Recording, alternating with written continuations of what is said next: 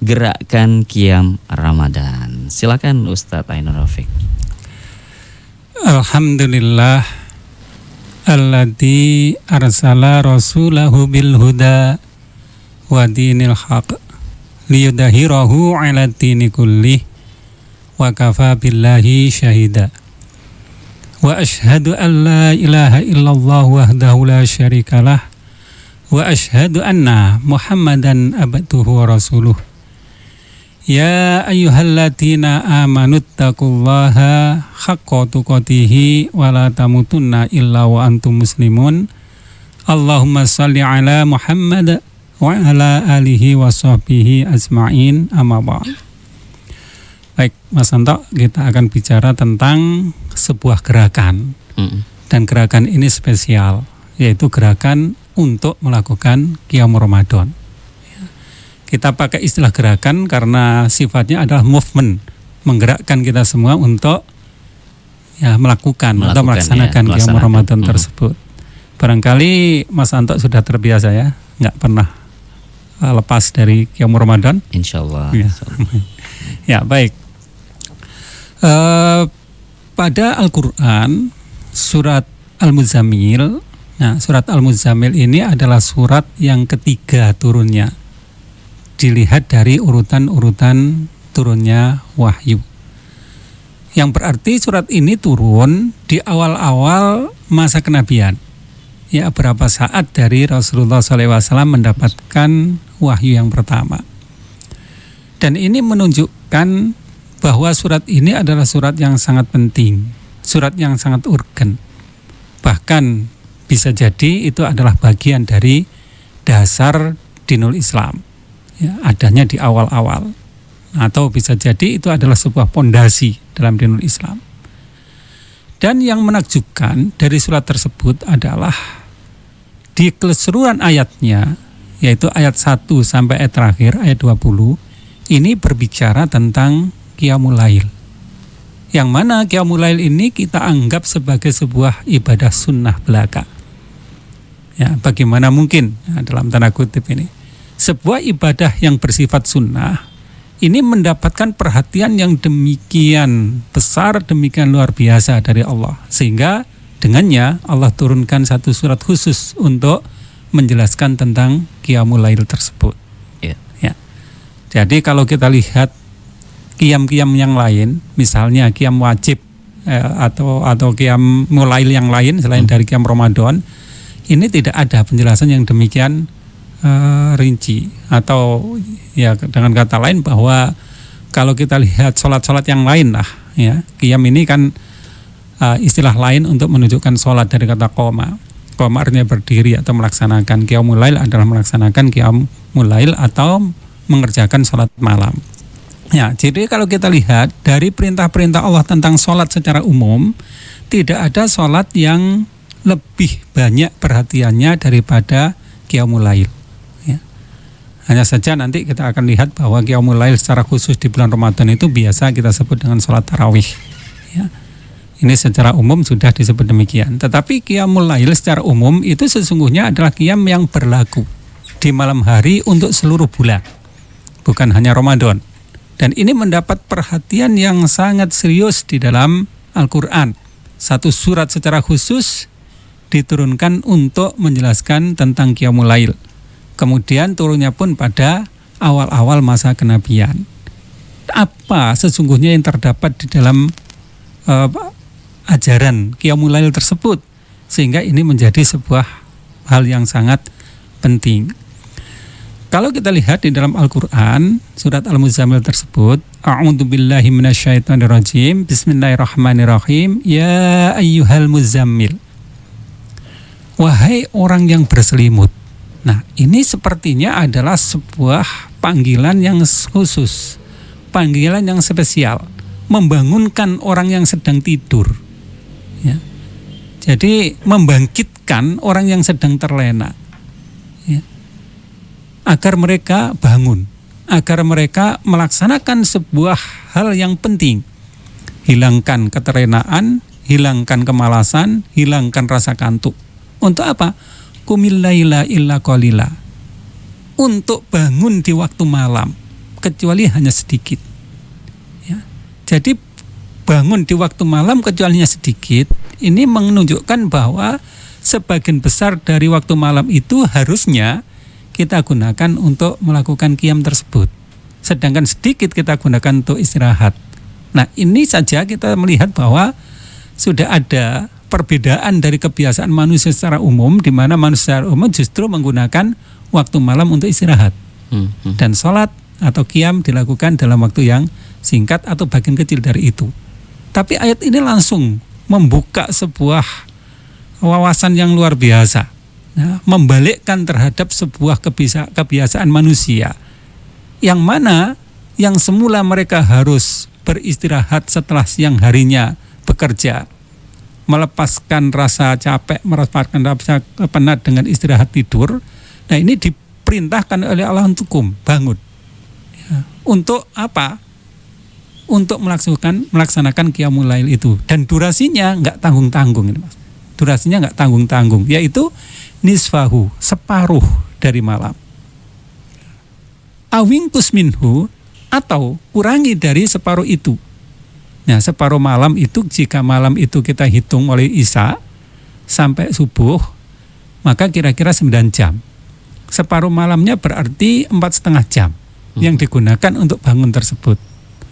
Hanya saja Allah mengetahui tentang kesulitan, ya, tentang kelemahan pada diri manusia, sehingga dia pun mengatakan awingkus minhu, kurangi dia, ya, sedikit, ya, qalilan, sedikit, kurangi dia sedikit. Jadi kurangi dari separuh malam. Nah, berapa pengurangan dari separuh malam itu? Ya, sepertiga malam, seperti yang akan disebutkan nanti pada ayat ke-20. Ya. Bagi orang yang kuat untuk melakukan lebih dari separuh, auzid alaihi, tambahkan darinya, warattilil Qur'ana tartilan, dan bacalah Al-Quran dengan tartil. Nah, tambahkan darinya artinya tambahkan dari separuh itu menuju kepada 2/3. Ya, nanti akan dijelaskan pada ayat ke-20. Jadi ini sebenarnya adalah ajaran yang luar biasa.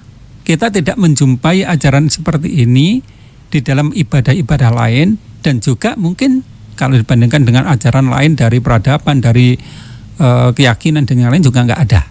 Jadi menggunakan sebagian besar waktu malam itu untuk qiyam. Menggunakan sebagian besar dari waktu malam itu untuk beribadah. Separuh malam atau kurangi menjadi sepertiga, atau tambah menjadi 2/3. Dan tentu ini bukan hal yang mudah bagi kita. Ya. Nah, ibaratnya ini adalah sebuah pelatihan yang sangat berat. Ya, pelatihan untuk menghadapi sesuatu yang sangat besar. Nah, sebagaimana kalau kita mau ujian itu ya, kita mau ujian kita harus belajarnya banyak, mungkin 1 buku. Pelajaran yang diajarkan itu selama 1 semester. Padahal ujiannya itu hanya beberapa soal. Ya, hanya beberapa soal, 5 sampai 10 soal. Tapi pelajarannya harus banyak. Ya. Nah, demikian juga mungkin kalau kita lihat pertandingan-pertandingan olahraga itu. Orang yang masuk ke ring tinju misalnya, tinjunya hanya 12 ronde. Tapi latihannya sepanjang waktu. Ya. Nah, demikian juga kalau kita lihat tentara itu. Tugasnya mungkin hanya beberapa waktu, tetapi latihannya demikian panjang dan terus seperti itu. Nah, ini ibaratnya juga demikian. Kita diperintahkan latihan oleh Allah. Dengan apa? Dengan latihan yang sangat berat itu berupa qiyamul lail. Ya, dengan durasi yang panjang tersebut dan kesungguh-sungguhan yang ya lebih daripada ibadah-ibadah yang lain. Nah, rahasia yang terdapat di dalam hal tersebut adalah bahwa ini memang pendidikan yang luar biasa yang hanya bisa ditempuh atau dilalui oleh orang-orang yang luar biasa juga. Dan akhirnya nanti akan kita lihat pendidikan Rasulullah SAW di dalam hal ini ternyata menghasilkan sahabat-sahabat juga dengan karakteristik yang luar biasa juga. Sahabat-sahabat awal yang menjalankan ibadah qiyamul lail ini menjadi sahabat-sahabat yang memang benar-benar terlatih di dalam menjalankan kehidupan dunia, menjalankan perjuangan, dan mampu untuk mengatasi segala tantangan-tantangan di dalam perjuangan tersebut. Nah, ini Hal pertama yang harus kita ambil dari Qiyamul Lail tersebut ya. Nah, kemudian kenapa Qiyamul Lail ini kita sebut sebagai Qiyamul Ramadan? Sebenarnya Qiyamul Ramadan itu sesungguhnya adalah Qiyamul Lail yang dilakukan secara khusus pada bulan Ramadan. Ya. Yang kita biasa menyebut sebagai sholat tarawih. Ya. Yang makna secara bahasa tarawih itu adalah jamak dari tarawih ya, dari tarwihatun ya, artinya istirahat. Tarawih artinya beberapa istirahat. Nah, sholat itu disebut sebagai sholat dengan banyak istirahat karena sholat itu dilakukan dengan panjang sehingga mereka merasa capek, membutuhkan waktu istirahat. Ya. Kalau kita lihat dari hadis-hadis Rasulullah SAW, Qiyamul Lail yang dilakukan Rasulullah SAW itu hanya dilakukan dalam rokaat yang terbatas, yaitu 11 rokaat. Seperti yang disebutkan di dalam hadis yang diriwayatkan oleh Bukhari dan juga Muslim tentang Qiyamul Lail Rasulullah, bahwa beliau tidak pernah menambah lebih dari 11 rokaat baik di bulan Ramadan atau bulan lain selain dari Ramadan. Nah, Aisyah mengatakan wala tasal an husnihina wa tulihinna. Jangan kamu tanya tentang bagusnya salat itu dan panjangnya salat itu. Beliau salat 4 rakaat. Kemudian Aisyah melanjutkan, kemudian beliau lakukan lagi 4 rakaat. Wala tasal an husnihinna wa tulihinna. Jangan kamu tanya tentang panjangnya salat tersebut dan bagusnya salat tersebut. Baru beliau salat 3 rakaat. Jadi ini yang dilakukan Rasulullah SAW, durasinya 1 malam atau ya kurang sedikit dari 1 malam, tetapi hanya 11 rakaat, sehingga berdirinya itu lama, ya, rukuknya lama, sujudnya lama. Nah, pada generasi-generasi berikutnya ini mengalami kesulitan untuk melakukan yang demikian. Lamanya berdiri tentu menjadi tantangan tersendiri. Akhirnya mereka memisah dari yang 11 rakaat itu menjadi beberapa rakaat yang lebih banyak. Nah, di dalam riwayat Bukhari dan Muslim juga disebutkan bahwa sholatul lail masna masna. Salat malam itu adalah 2-2. Sehingga generasi berikutnya menambah dari 11 rakaat menjadi 20 rakaat selain dari witirnya. Ya. Nah, bagaimana itu dilakukan? Yang 4 rakaat dibagi 2-2. Kemudian 4 rakaat berikutnya dibagi dengan 2-2, berarti 8, ditambah lagi rakaat-rakaat berikutnya hingga mencapai 20. Dari 20 rakaat ini nanti akan ditambah dengan witir. Dan setiap rakaat mereka selingi dengan duduk dulu, dengan istirahat dulu. Yeah. Nah, maka ini menjadikan namanya berubah dari Qiyamul Lail atau secara khusus di bulan Ramadan disebutkan oleh Rasulullah SAW, man qoma Ramadan imanan wahtisaban ghufira lahu ma taqaddama min dhanbi, diriwayatkan oleh Bukhari dan Muslim. Barang siapa yang melakukan qiyam Ramadan, nah ini Qiyamul Lail yang dilakukan di bulan Ramadan dengan didasari oleh iman dan mengharap-harap pahala, maka akan diampuni dosa-dosanya yang telah lampau. Dan ya 20 rakaat ini di masa berikutnya ini bertambah lagi rakaatnya. Untuk apa? Untuk menyesuaikan dengan durasi 1 malam tadi. Yeah. Sehingga Imam Malik itu biasa melakukan bahwa sholat malam plus witirnya itu sampai 39 rakaat. Ya. Di zaman Umar bin Abdul Aziz sampai 46 rakaat. Nah, ini untuk menyiasati agar berdirinya tidak terlalu panjang, agar rukuknya dan sujudnya tidak terlalu panjang, dan masing-masing 2 rakaat mereka istirahat gitu. Maka akhirnya muncullah istilah sholat tarawih. Artinya sholat yang dilakukan dengan banyak istirahat atau beberapa istirahat. Nah, sholat ini memang menjadi sebuah ciri khas dari bulan Ramadan. Mungkin di bulan-bulan lain kita masih ogah-ogahan Qiyamul Ramadan atau Qiyamul Lail ya. Yeah. Mungkin kita agak malas-malasan, tetapi di bulan Ramadan ini digerakkan lebih daripada bulan-bulan lain. Apalagi secara khusus di bulan Ramadan ini banyak yang melakukan secara berjamaah. Ya. Dan sholat Qiyamul Ramadan dilakukan berjamaah itu memang sudah terjadi di zaman Nabi, hanya 2 atau 3 kali. Cuma Nabi akhirnya tidak melakukan, khawatir ya, akan diwajibkan oleh Allah dan itu akan memberatkan pada umatnya. Dan Nabi SAW memang sangat tidak suka untuk memberatkan pada umatnya. Makanya di dalam beberapa hadis ada istilah, ada perkataan beliau, laula an asyqa ala ummati, jika aku tidak ingin memberatkan pada umatku, gitu ya. Jadi beliau ingin meringankan kepada umatnya. Jadi beliau tidak melaksanakan secara berjamaah sebagaimana 1 malam atau 2 malam yang telah beliau lakukan yang diikuti oleh sahabat. Di malam berikutnya semakin banyak gitu, akhirnya beliau tidak keluar untuk sholat, dan alasannya adalah agar tidak memberatkan pada umatnya. Namun di zaman Umar bin Khattab ini kondisi masyarakat sudah mulai lebih banyak lagi, sehingga mereka berdatangan ke masjid untuk apa? Untuk melakukan qiyamul Ramadan tersebut secara sendiri-sendiri atau berkelompok-kelompok diimami oleh 1 atau 2 imam, ya, dari masjid ada beberapa imam itu. Maka atas kebijakan Umar bin Khattab mengangkat, ya, Ubay bin Ka'ab dan juga satunya itu Ubay bin Ka'ab dengan apa itu lupa namanya itu, ya. Nah, itu menjadi imam. Nah, untuk mengimami kaum muslimin yang sholat tersebut, sehingga mereka terkumpul menjadi satu kesatuan atau satu jamaah.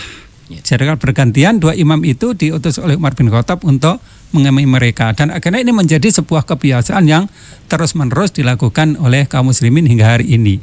Maka dari contoh tersebut, nah, kita bisa mengambil sebuah gambaran bahwa sholat ini memang menjadi sebuah kebiasaan dari umat muslimin yang sudah secara hukum memang sudah dilakukan di zaman Rasulullah, kemudian dilakukan juga di zaman para sahabat-sahabat setelahnya. Baik itu dilakukan di awal malam atau dilakukan di akhir malam. Hanya saja di masa itu ketika mereka masih, ya, kuat sekali di dalam menjalankan ketentuan-ketentuan din, masih sangat cintanya dengan ibadah, maka mereka bisa melaksanakan dengan maksimal. Sekarang kita memang mengalami banyak masalah, rasa malas, kesibukan, dan alasan macam-macam, sehingga durasi itu kita kurangi, dan kadang-kadang ada yang sekedar sholat. Nah, sebagai sebuah pelatihan atau sebagai sebuah pembiasaan memang nggak masalah. Kenapa? Karena secara rakaat memang para ulama tidak ada yang menentukan secara pasti, hanya pilihan dari beberapa ulama. Kalau mengikuti Rasulullah SAW, ya beliau biasa melakukan sebanyak 11 rakaat. Kalau mengikuti sahabat-sahabat di masa berikutnya bisa ditambah dengan rakaat-rakaat berikutnya, yaitu 20 atau yang lain. Ya, tetapi harus tetap diingat bahwa ini sholat, ibadah utama, ibadah yang harus kita lakukan dengan kekhusyukan. Jika kita melihat dari hadis yang diriwayatkan dari Aisyah tersebut, wala tasal an husnihinna wa tulihinna, jangan diabaikan bahwa kebagusan sholat dan panjangnya sholat tetap harus diperhatikan.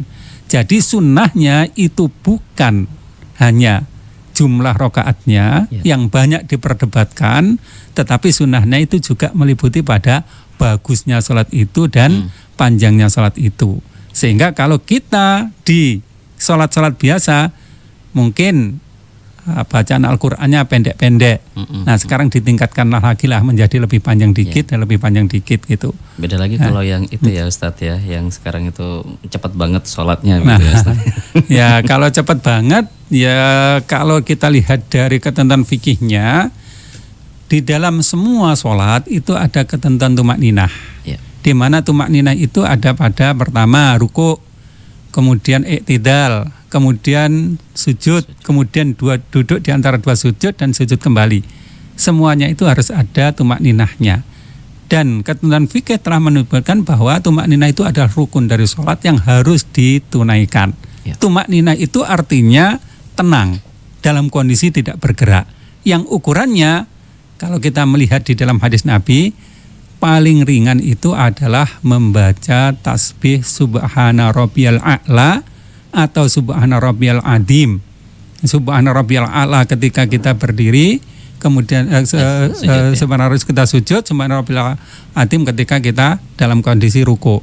Dan ini kata hadis disebutkan minimal disebutkan tiga kali ya, disebutkan 3 kali, walaupun 1 kali juga tidak disalahkan oleh para ulama fikih, tetapi sebaiknya sesuai dengan hadis dilakukan sebanyak 3 kali. Dan tentu bacaan itu karena itu sifatnya adalah tasbih kepada Allah, diucapkan dengan sebaik-baiknya. Nggak mungkinlah kita bertasbih kepada Allah dengan asal. Ya misalnya dengan bahasa yang pelan, bahasa yang lembut, subhana rabbiyal a'la, subhana rabbiyal adim misalnya. Nah, kalau kita bertasbih dengan bahasa subhanallah, tentu tidak disebut tasbih itu nanti. Dan juga tidak mempunyai makna. Jadi kalau kita belum terbiasa qiyamul lail dengan durasi-durasi yang panjang, maka boleh dimulai dengan durasi-durasi yang pendek dengan rakaat yang mungkin semampunya. Tetapi agar kita tidak lalai dari tersebut seperti yang disebutkan di dalam hadis, di dalam Al-Qur'an, wa minal laili fatahajjat nafilatalak asa ayyab asaka rabbuka maqama mahmuda. Dan sebagian dari malam hari ya bertahajudlah kalian sebagai ibadah tambahan bagi kalian. Ya.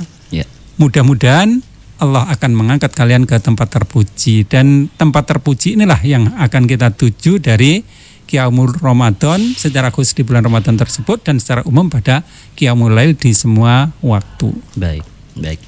Baik Ustadz, mungkin kita jeda dulu ya untuk kali ini. Pemerhati Prawasalina, nanti kita juga undang Anda untuk bisa bergabung di 336-600 ataupun 087771000. Saya ingin ingatkan Anda dulu ini tentang Universitas Dr. Subandi UDS Jember, yang mana tersedia Fakultas Ilmu Kesehatan dengan prodi. Halo, assalamualaikum. Ya, sudah masuk ini. Tidak ada suaranya.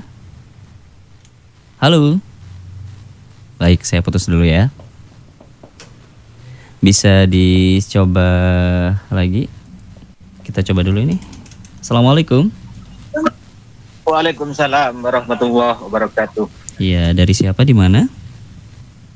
Dari Pak Kusnadi. Pak Misnadi. Kusnadi. Oh, Kusnadi. Di mana Pak Kusnadi? Di Sempusari. Di Sempusari. Baik, silakan Pak Kusnadi. Ya, saya mau tanya Pak Ustadz. Sekarang kan lagi marak tahfiz Al-Quran gitu. Dan saya terinspirasi dari Radio Persalina, anak-anak kecil yang menghafal Al-Quran. Nah, saya mencoba menghafal Al-Quran. Cuma di tengah-tengah menghafal Al-Quran, saya dapat pertanyaan dari teman saya. Katanya menghafal Al-Quran itu bahaya, yang teman yang satu. Bahaya. Lantas teman yang lain bilang dosa, katanya menghafal Al-Quran. Lalu saya tuh bingung mencari dasarnya apa, kok bisa begitu. Terus alasannya apa katanya? Ya, alasannya tidak jelas gitu. Alasannya tidak jelas. Oh, tidak jelas nih. Perlu dipertanyakan juga nih. Iya. Ya. Makanya saya bertanya, harus bagaimana? Sedangkan hafiz Al-Quran itu sangat dimuliakan, saya kira, oleh Allah gitu. Tapi temannya Pak Kusnadi sehat kan ya? Jadi saya dikasih tahu, coba lihat di Google gitu. Dasarnya Google, bukan Ustadz ini dasarnya. Iya, saya lihat di sana, saya baca-baca, pas sampai ya memang ada keterangan katanya bahaya. Cuma sampai akhir-akhir di Google jawabannya tidak masalah gitu. Itu versinya Google gitu, Pak Ustadz. Saya ingin tahu versinya Pak Ustadz, biar saya tambah yakin gitu menghafal Al-Quran ini. Sudah sampai di juz berapa Pak hafalnya Pak? Baru 1 juz. Baru 1 juz. Iya. Nanti tanggal 1 insya Allah ketemu sama Mas siapa yang? Sama siapa? Sama saya? Sama jenengan siapa? Oh, ini putranya ikut? Nggih. Oh alah, iya. Mungkin tanya ke putranya juga nanti ya. Iya, baik. Ini saya ngajari, saya ikut menghafal juga satu persatu gitu. Alhamdulillah. Ya. Jadi Porsalina ini sangat banyak menginspirasi saya lah. Alhamdulillah. Awalnya tidak tahu, jadi tahu sedikit demi sedikit gitu. Baik. Tapi saya ingin penjelasannya dari Pak Ustadz, gimana Pak Baik. Ustadz? Baik itu ya Pak Kusnadi ya. Terima kasih Pak Kusnadi. Ya. Terima kasih Pak Kusnadi di mana tadi? Sempusari kalau nggak salah ya. Ya Ustadz, gimana nih, ada temannya yang mengatakan kalau menghafal Al-Quran itu malah dosa begitu Ustadz. Ya, baik. Di dalam hadis yang diriwayatkan oleh Bukhari disebutkan bahwa khairukum man ta'allamal Qur'ana wa 'allamah. Sebaik-baiknya kalian adalah orang yang mempelajari Al-Quran dan mengajarkannya. Jadi belajar Al-Quran ini kemudian mengajarkannya itu akan menjadikan kita sebagai orang yang terbaik. Ya. Dan belajar Al-Quran itu bagaimana? Belajar Al-Quran itu ya dari semua ilmu Al-Quran. Ya. Dimulai dari pertama, ilmu Al-Quran itu ada yang disebut ilmu baca Quran yang sekarang metodenya banyak. Disertai dengan ilmu tajwid untuk menjaga agar bacanya benar. Ya, tidak ada kesalahan di dalam mungkin mat atau panjang pendek atau makhrajul huruf dan yang lain-lain. Kemudian jika sudah mampu untuk membaca dengan baik, ya alangkah baiknya Al-Quran itu dihafal. Kenapa Al-Quran itu perlu dihafal? Karena sejarah Islam sejak zaman Rasulullah SAW hingga masa berikutnya itu selalu punya kebiasaan, dan kebiasaan ini unik, tidak dimiliki oleh agama-agama yang lain, hanya dalam Islam, yaitu menghafal Al-Quran. Sehingga Al-Quran ini menjadi sesuatu yang menyatu pada diri umat muslimin. Dan tidak bisa dihitung lagi jumlah orang yang hafal Quran dan juga menghafal Quran walaupun tidak secara keseluruhan. Dan ini menjadi sebuah uruf, ya bukan sekedar uruf tapi menjadi sebuah ajaran yang sangat mulia di dalam Islam. Ya, jadi ilmu menghafal ini adalah ilmu yang sudah diwariskan sejak zaman Rasulullah SAW hingga pada generasi-generasi berikutnya.